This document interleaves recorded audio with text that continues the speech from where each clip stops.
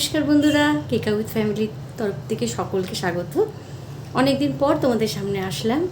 তোমরা সব কেমন আছো? আশা করি ভালোই আছো। আমিও ভালো আছি, মোটামুটি চলছে ঠিকঠাকই। তো আজকে আমি একটা অন্যরকম রেসিপি করছি, পটলের। তা নামটা একটু অন্যরকমই দেব, কেননা একটু নতুন ধারার করছি তো, তাই নাম দিয়েছি অভিনব পটল কারি। দেখো তোমাদের কেমন লাগে, ঠিক আছে? দেখতে থাকো। প্রথমে পটলগুলোকে সব ছাড়িয়ে আমি এখানটা রাখলাম। এবার উপকরণগুলো বলে দিচ্ছি: কাজু বাদাম, পোস্ত, টমেটো, কাঁচা লঙ্কা, আদা এবং গোটা জিরে। এবার গ্যাস জ্বালিয়ে কড়া চাপালাম, তেল দিলাম, তেলটা গরম হতে দিলাম।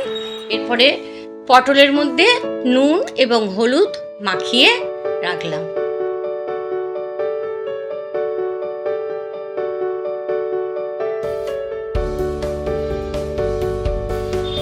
এবার একে একে পটলগুলোকে তেলের মধ্যে ছাড়লাম।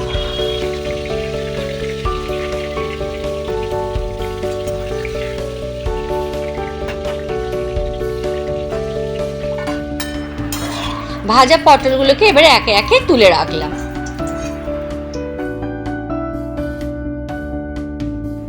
এবার গরম তেলে তেজপাতা, শুকনো লঙ্কা এবং গোটা জিরে দিলাম। এর মধ্যে সামান্য একটু চিনি দিলাম, তাতে কালারটা ভালো আসবে। এর মধ্যে বাটা মশলাটা তেলের মধ্যে দিয়ে দিলাম। ভালো করে কষতে হবে এটা।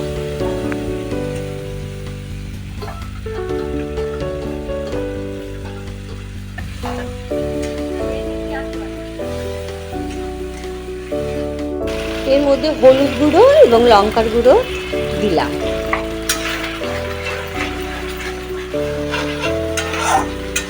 এবারে ভালো করে আরেকটু আমি কষতে থাকলাম। এবারে আরেকটু চিনি দিলাম, এটা কেউ মনে করলে স্কিপও করতে পারে। এরপরে ভাজা পটলগুলোকে আমি দিয়ে একটু ভালো করে নাড়াচাড়া করলাম।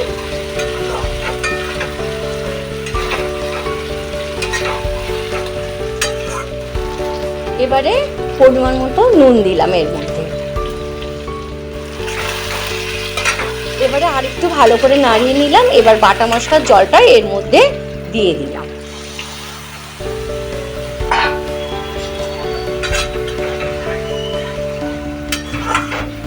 এবারে এর মধ্যে একটু চাপা দিয়ে দিলাম।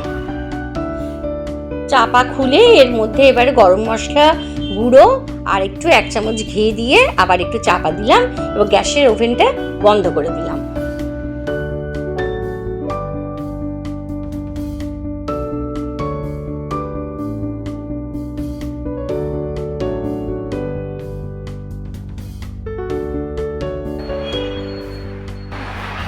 এই তৈরি হয়ে গেছে আমার অভিনব পটল।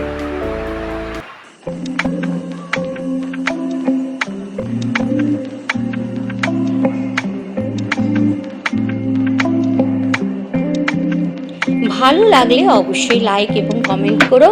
আর যারা এখনো আমার কেকা উইথ ফ্যামিলির সদস্য হয়ে ওঠোনি, তারা প্লিজ সাবস্ক্রাইব করে আমার সদস্য হও। রেসিপিটা কেমন লাগলো অবশ্যই জানিও।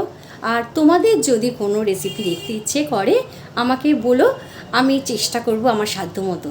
ঠিক আছে, তাহলে আজকে এখানেই আসি, আবার দেখা হবে অন্য কোনো ব্লগে।